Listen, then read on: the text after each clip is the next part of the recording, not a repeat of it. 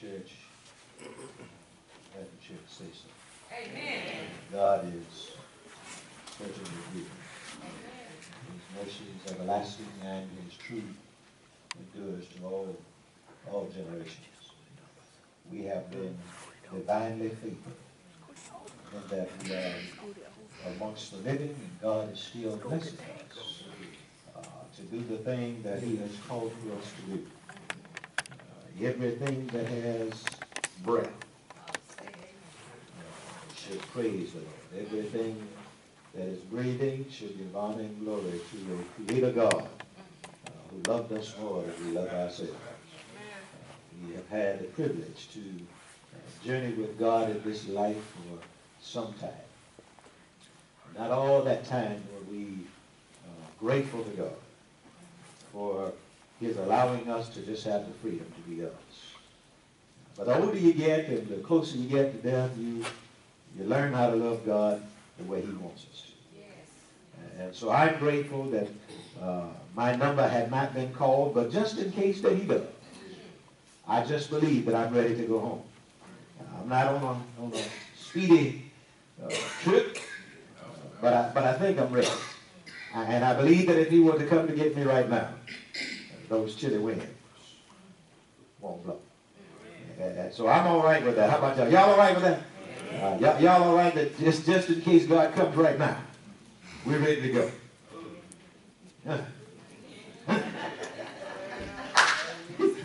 We say all right, might as well, because if he comes, we can't do nothing about it. Yeah, well, that's true. That's true. I have to lighten up your load because some of y'all are still living behind the mask. Matthew chapter 26. I'm not going to do any more damage to Terry.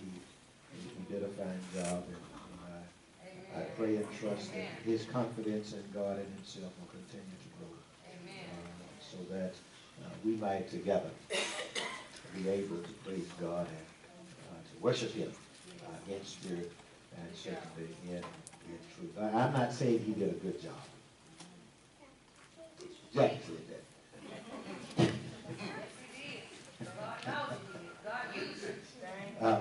What he did, ladies and gentlemen, was brought out what was in him. Amen. And that's all he did. If it ain't in you, it can't come out. Jackie brought that on. That was for free. All that phony. I don't do phony. It's one thing about being a child of God is real simple. If you learn anything from me, just get this.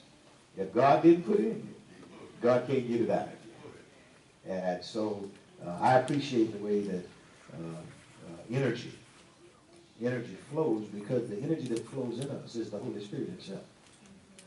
And so we must give the credit where it belongs. So I can't say to you, you did a good job. It's what's in you. Amen. That did the job. He used his clay job. Amen, somebody. To do it. But when your wife gets home, she can say, you did a good job. Grace. Grace. By now, all of you should know who grace is. Do we not know who grace is? Everybody knows who grace is, yes? All right, everybody should know who grace is. Because grace this morning is more redemptive. It is more redemptive than our regrets. How many of you live with regrets? Everybody should have raised their hand. But because they're still living behind the mask, we're going to ask God, in the presence of God, to forgive all of them. Amen. Most of us, if not all of us, have that common thread. We have regrets. There are things in life that we wish we could change. There are things that we wish we could do. And the unfortunate thing is we can't. And there is a fortunate side of the grace of God and this redemptive scheme of things, because God has already counted for my regrets. And so when it comes to grace, all of us that have grace, we live with guilt. And guilt usually comes in the form of regret or even sometimes shame. I introduced to you on last week Even though regret and shame aren't mutually exclusive. I introduced to you last week this woman of the well, and we found with this lady that she really was living with the shame of her circumstances. She wasn't doing anything so bad at the time she met the Lord, but it was her past that was haunting her. And I also told you on last week that grace has a way of chasing us down. And for those of us who went through last week looking for him, you probably couldn't see him because you were looking forward, and grace was behind you. So the difference in regret and shame is simple. Regret is when I feel bad about something that I have or have not done. You might say that I regret my alarm clock not ringing on time this morning. That was called sarcasm, because you had nothing to do with the alarm clock. Amen. Shame, on the other hand, is feeling bad about something that you or I are, or how other people perceive what we are. And I often tell my wife, even like yesterday, I told her yesterday, and I said this in my class this morning, that when it comes to this individual, I ain't ashamed of nothing. Because I know who I am, and it really doesn't matter who you think I am. Y'all get shame? See, shame does not have a space in my head. You can't park yourself in myself. Y'all get that? And it would do you good if you took a note from the woman in the well, because what her problem was everybody else was calling her certain things except for Grace. Grace didn't call her those things that they called her. Grace simply looked at her through his heavenly lens and said, go and sin no more. So shame basically is connected to my identity, and grace or regret is tied to something that I have or didn't do. And the same thing with you. If it's something that you regret, it's because it's something you did or didn't do. You cuss somebody out on the job, and now you wish you could take it back. Amen. See, that's why I pointed at you, but I know you don't cuss. I think. I pointed at Danielle, see. Danielle would let one eye when you hear. Okay. Shame is this. Regret is inside. I talk to a lot of sincere people, and they talk about their regrets. And, anytime a conversation starts with, if only I, and you can add all the stuff in there you want to, that's the conversation you want to leave. Say amen if you got it. It's not designed for you. When people start saying, I regret complaining about walking too slow, stupid stuff. I didn't tell my kids I loved them. I regret I didn't do that. I regret I was so self-centered that I would let my son help me fix my car when he was a young boy. That's regret. When regret comes to our spiritual relationship, marriage is a spiritual, everybody knows marriage is a spiritual relationship. Raise your right hand. That means you're correct. If you raise your other hand, that means you don't know what you're talking about. In marriage, a lot of people will say, I regret that I didn't fight for us. That's a spiritual thing. They're not talking about punching people out. They'll say, I regret that I never told you I love you, or they'll say something like, I regret giving you my heart when all you wanted was my body. I know nobody ever heard anything like that. I know a lot of people that tell me that. They just say it in a different way. So what I'm trying to say is that there's only one thing that you and I have in common, it's regret. All of us have had them, one way or the other. And some of us are still living with them. And we can't go back and change it. Martin asked me this morning, and I told him, man, you're a bad student. Martin asked me this morning, he said, let me ask you something personal. I said, go right ahead. He said, what is that? I said, boy, you don't listen well, do you? See, and I understand where he was coming from, but it's not something that I'm ashamed of, nor is it something that I regret. And I look at it every day. And then he said, oh, 1965. I said, you got that right. So I've been living with this scar for that long, for 50 plus years. But it doesn't bother me. And it doesn't bother me because it is grace that I'm concerned about, because grace is who owns the new me. He does not own the old me. And since he doesn't own the old me, I can't go back and live through old stuff. All things have passed away, and everything is becoming new. Every time grace gives me $1, it just makes me get so happy when that 1 turns into 10, and that 10 turns into 20, 20 into 50, 50, 100, 100, 1,000. It just makes me feel good. That I don't have to look back when I was making $2.65 an hour. Y'all didn't get that. Some of us want to make $2.65 an hour. I'm just one that does that. Now, what the devil did I have to do with Matthew 26? I'm going to show it to you. Because I told you. Your exegetical eye and your, thank you, Martin, your poetic eye have to meet in order for you to get the real understanding of what's going on. So now, for all of you all that like to listen, watch this. Jesus told his followers, tonight you will stumble in your faith on account of me. Grace is more redemptive than your regrets. He said, some of you are going to stumble tonight on account of me. And the reason has nothing to do with anything you do. Jesus said it's written in the scriptures. I want y'all to get this. Because see, when y'all read this, y'all don't read this like I'm giving it to you. But you should. He says, the scripture says, I will kill the shepherd and the sheep, his sheep are going to be scattered. But after I rise from the dead, I will go ahead of them into Galilee. And Peter said, hold on there. Now everybody else might stumble in their faith. But not me. Jesus told Peter, he said, I tell you the truth, that tonight, before the rooster crows 3 times, you're going to say, I don't know you. And Peter said, I won't ever say I don't know you. Matter of fact, I'll even die with you. That's what Peter said. And then all the other 11 told that same lie. That's what the scripture says. Let me get your mind in Galilee.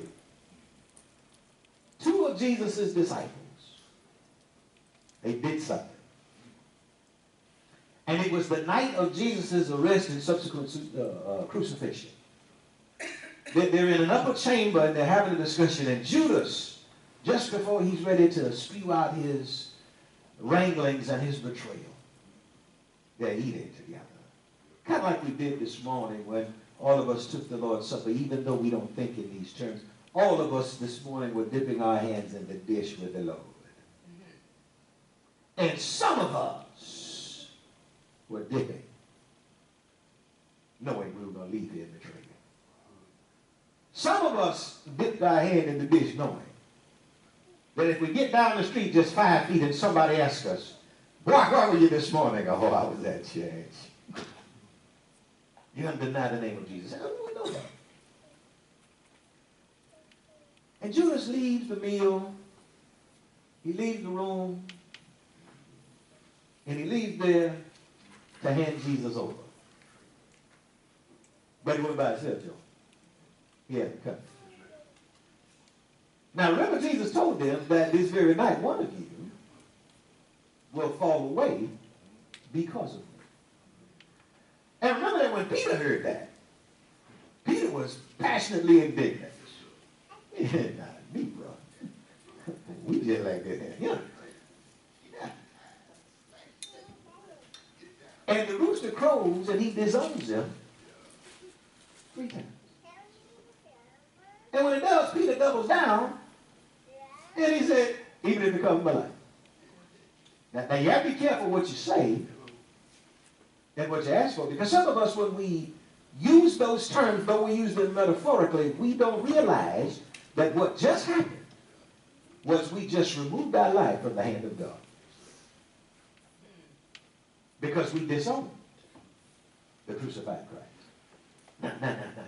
Now the sun goes down. Jesus goes to Jerusalem, to a place called the Mount of Olives.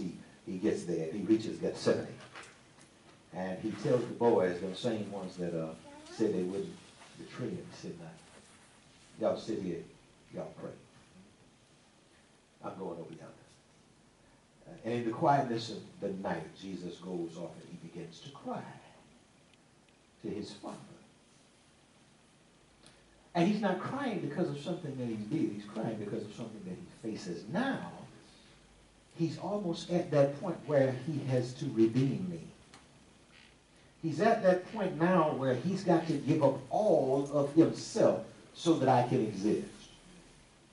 Grace has to not only speak, but grace has to also execute.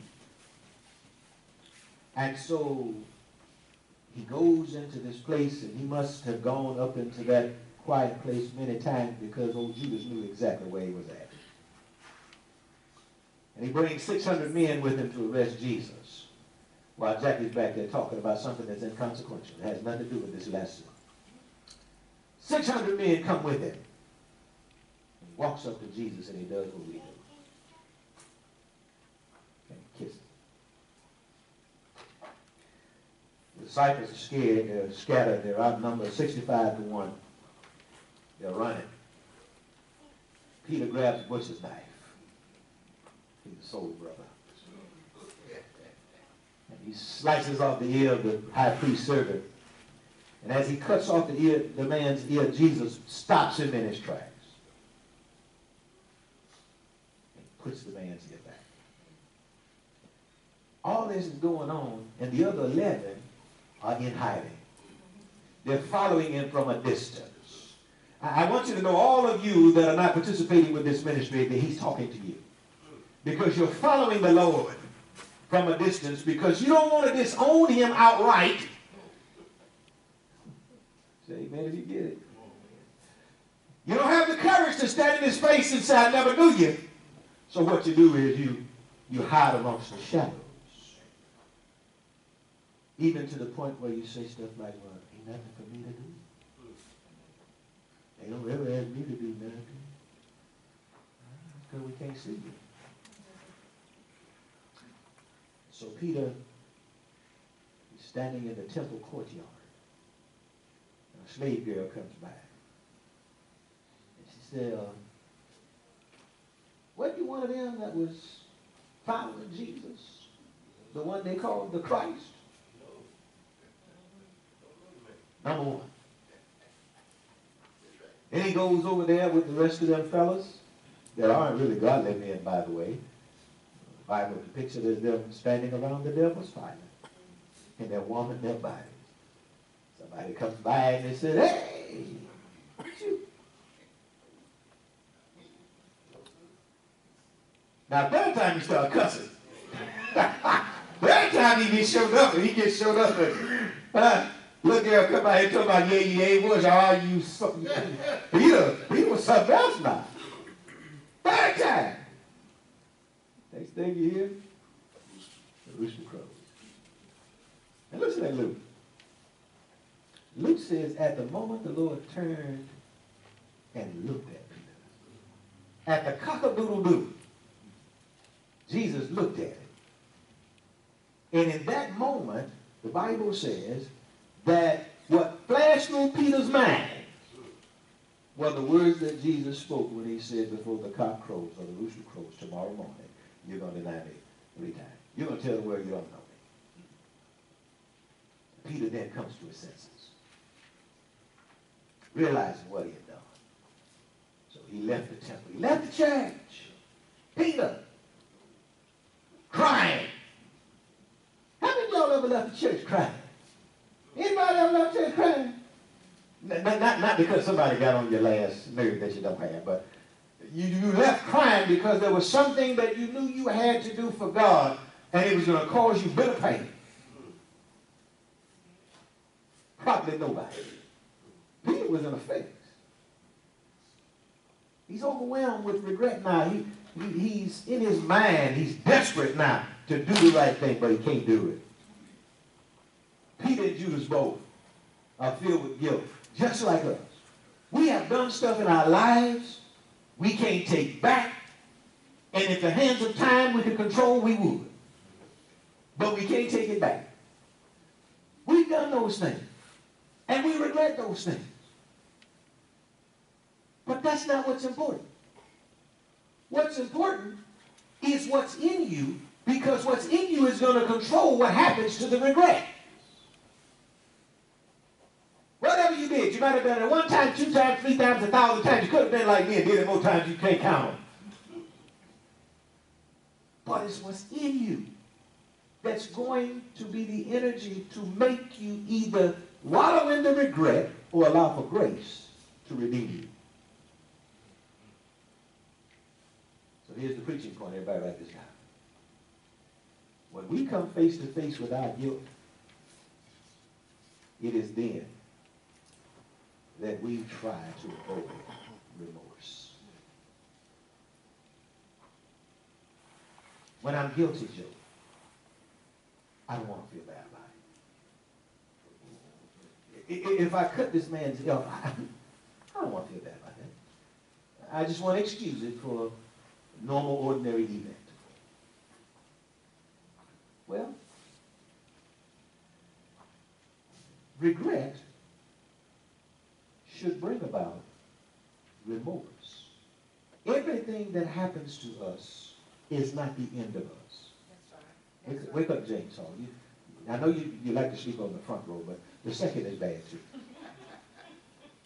God is in here. You can't go to sleep on God.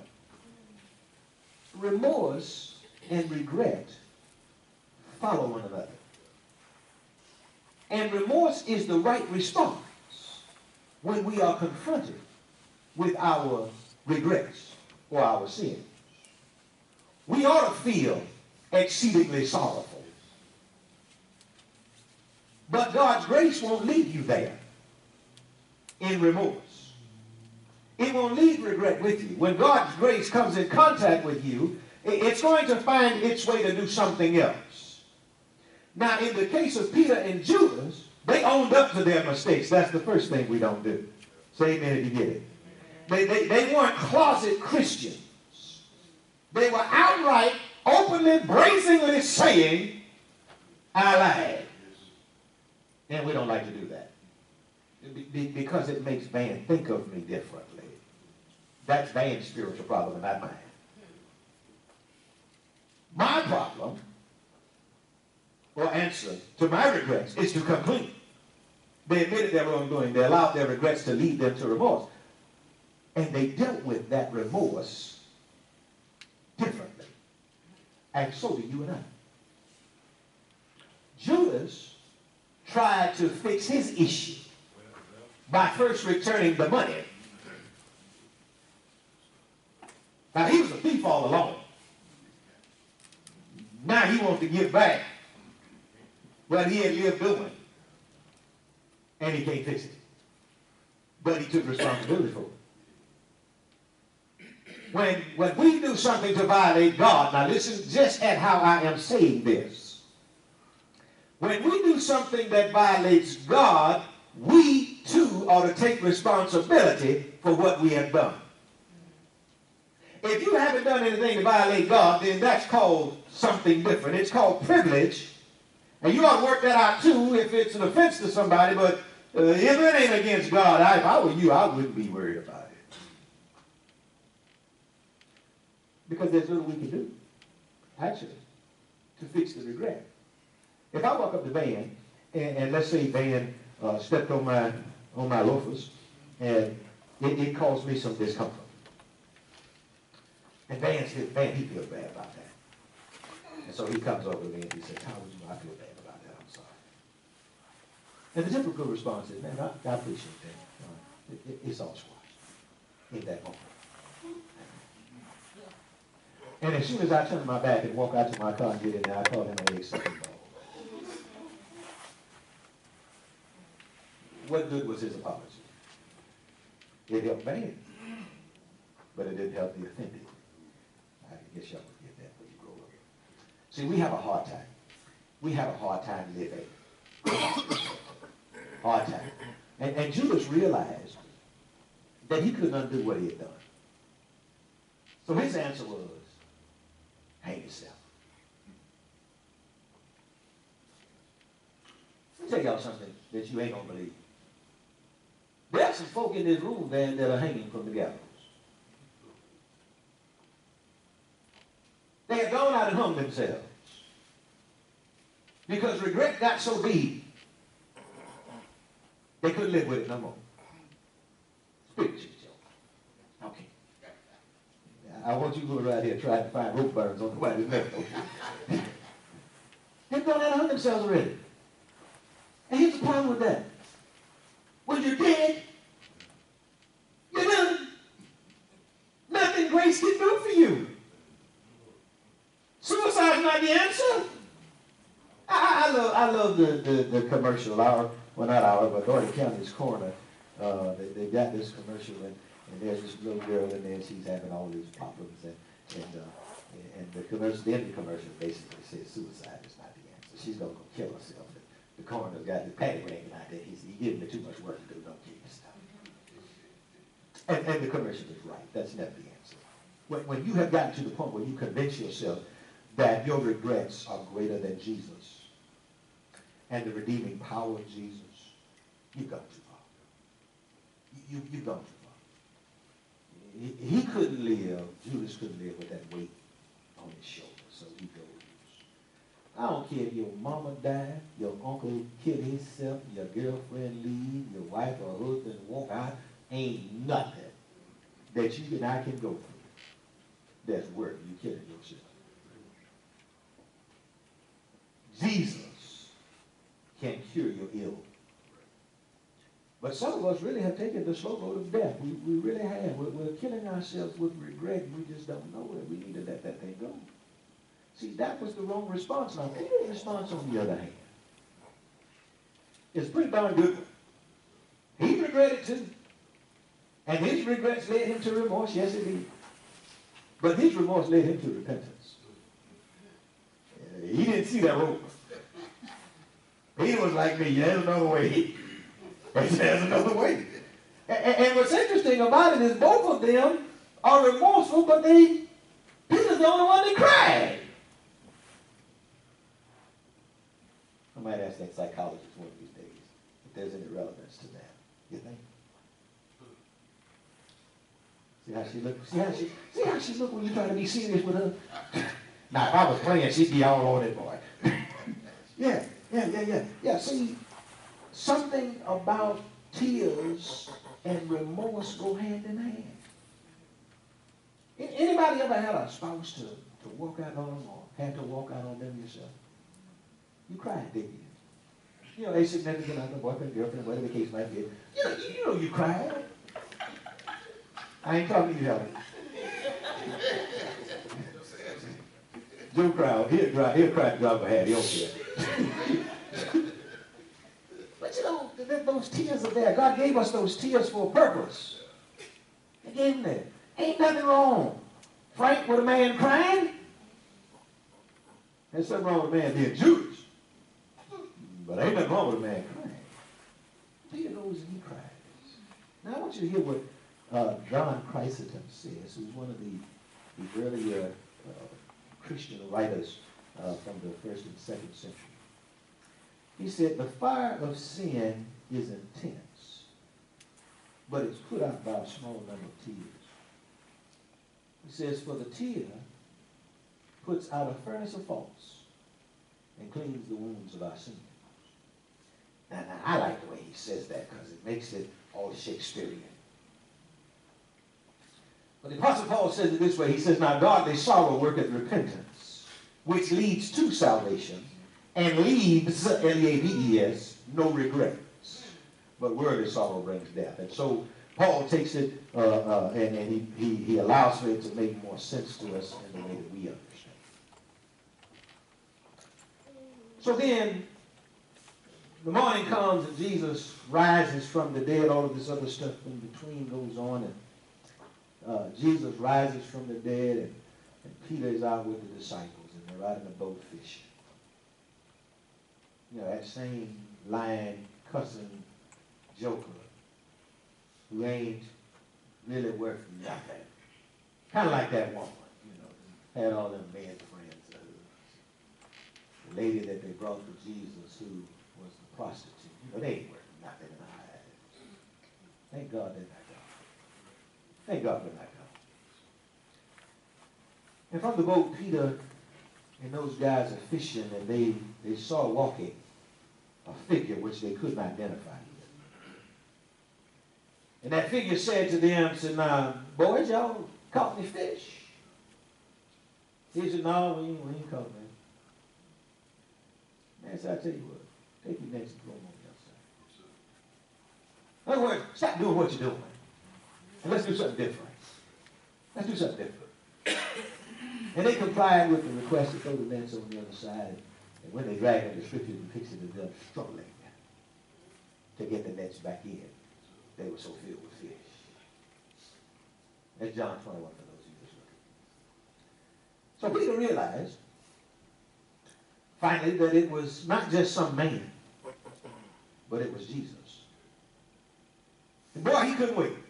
That fool jumps out there. No, good way. He can't do what he saw being done. He dove in there and he swam to Jesus. And here they are on the shore side there. Jesus cooking breakfast for them. Y'all do read the passage. Y'all know Jesus sit down there. He's scrabbling ham and eggs for the bowl. It's more like sardines and crackers. But he was still cooking them. So don't be talking about I can't stand fishy smells in my kitchen. Jesus, they're cooking breakfast for them. And they're all sitting around the fire. And while they're sitting there, 3 times Peter lied. Now 3 times Jesus poses a different question. The question now ain't, do you know me? His question now is, do you love me? 3 times he asked Peter, do you love me? And the 3rd time Peter started, you get warm again. You get warm. You ready to pop off. Jesus calms him down. And he says to Peter, he says, now, when you have matured, I want you to feed my lamb. You're in the wrong text. I got this. He said, I want you to feed my sheep. What are you saying to Peter, Jesus? That your current imprisonment of regret is not greater than the plan that I have for you. So Peter didn't realize that what he was doing was governed by God. He didn't deny Jesus because of the reasons we deny him. God was providentially using him to open up the doors of the church that Jesus died for. And now that those doors are open, we become the trophy in the case of God's grace. And there's something hidden in us, a big hole hidden in us, and that hole is filled with regret. But the hole is also filled with the grace of God. And we've got to find a way to take the regrets that we have, remove them from the hole, and expose the love of God. See, that's what the grace of God does to those that are redeemed. That's why the psalmist and the ecclesiastical writer said, and the redeemed of the Lord say so. We don't have time to be walking around in life regretting everything that's ever happened to us. We don't have that kind of time. Matter of fact, If I were to tell anybody anything, and I tell them this all the time, 75% of my time is gone. I don't regret nothing. Nothing. My wife says, you don't apologize for nothing. I don't regret it either. Because my cause is different. I'm not concerned about the minute things about my life anymore. I'm not concerned about how I walk and how I talk. I got enough of y'all to do that, Joe. I don't sight walk anymore. I leave that up to y'all. Once you learn how the grace of God has redeemed your life, you stop acting like Judas. And not until. Now, that doesn't make you and I bad people. That makes us people who do not understand anything. And I believe it was God who told the prophet Jeremiah that my people perish because they lack wisdom. They lack knowledge. They don't have any experience with me. Yet, we say, I love God. And we say it not one time, not two times, but we say it 3 times. And when we say it, if you would just be quiet for a moment, you would hear,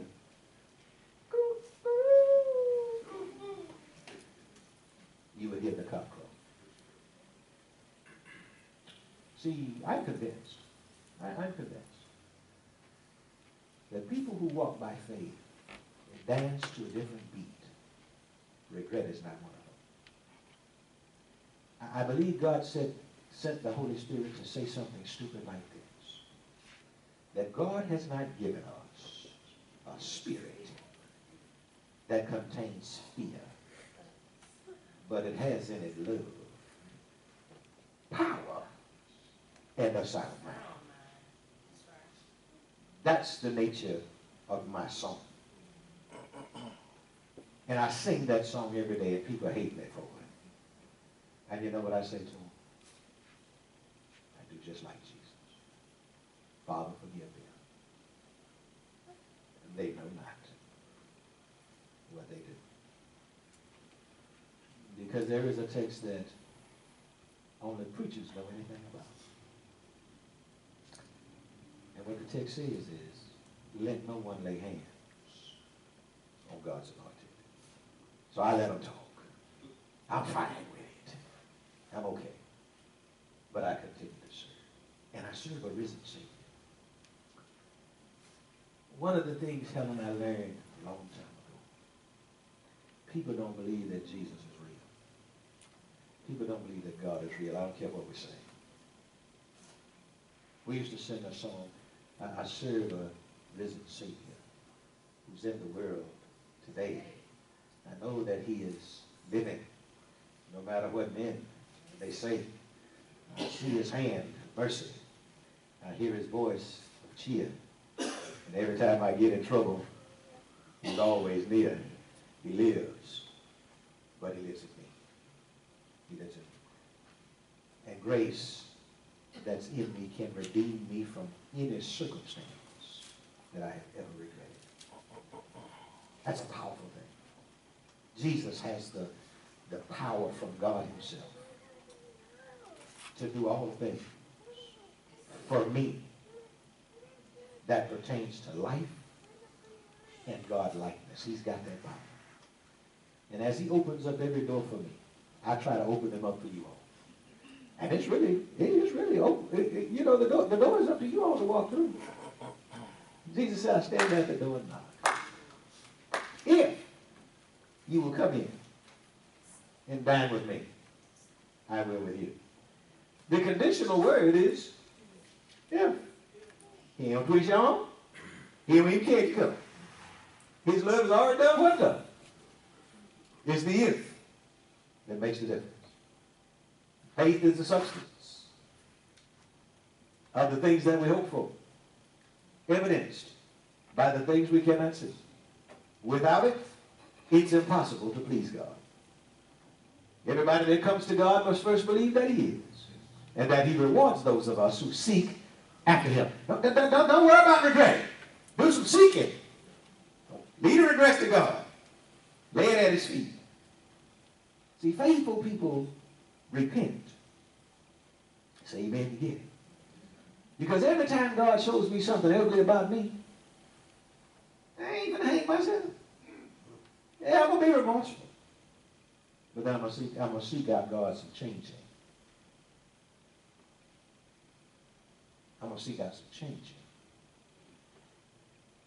Let me share an experience with you all that you all are not going to believe. I was baptized on this morning.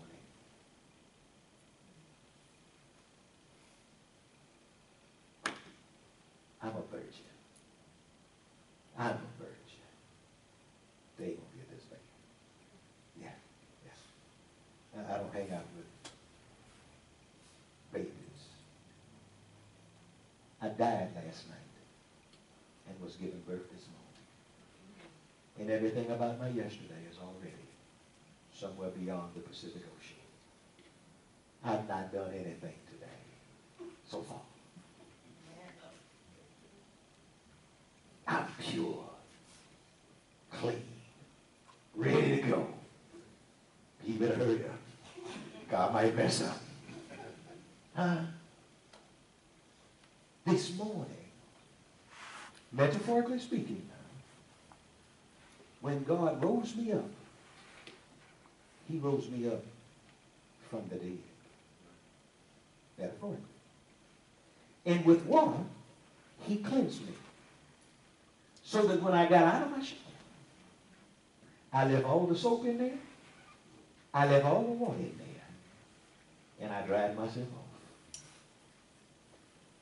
Ain't that pretty? Don't say that. Don't say it one time. You don't want nobody to take your paw for you. Come say it one time. Look at that. Oh, yeah. That's how I approach my life with God. My wife can't stand me. You ain't by yourself, bro.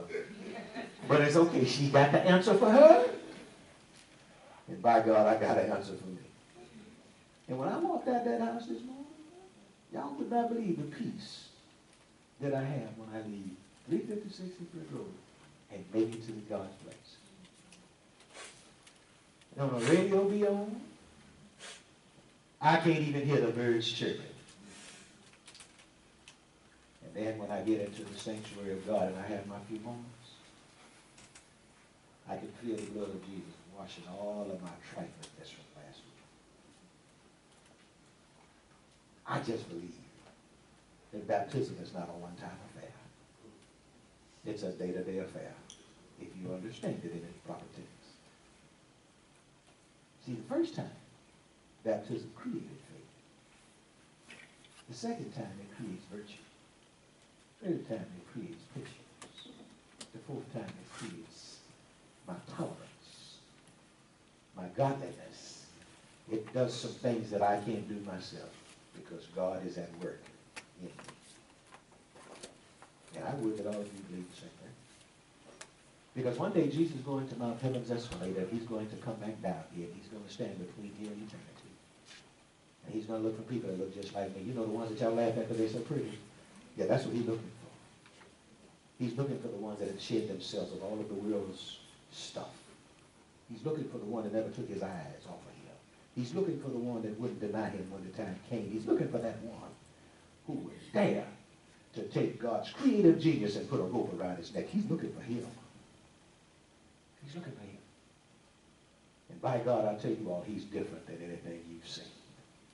He ain't normal. He's peculiar. And that's what redemption does. It makes you different than the next person. Not better. Different. And so God's plea to you this morning is to hear from his word, to trust in him. As you trust in him, learn how to live with him. But you can't live with God until you first cross the waters of Jordan. Paul says, the like fruit, whereunto baptism does also now save us. It's not the putting away of the filth of the flesh, but it's the answer to a guilty conscience. Got no more regrets by the resurrection of Jesus Christ. If you're here this morning, you need God to help you. You need to heal you. You need him to restore you. You need to come this morning and talk to God Don't worry about what everybody else thinks. You talk to God. We'll pray with you. We'll pray for you. We'll even massage your head if you let us put our hands on you. The rest is up to you, God. While we together stand and sing. I really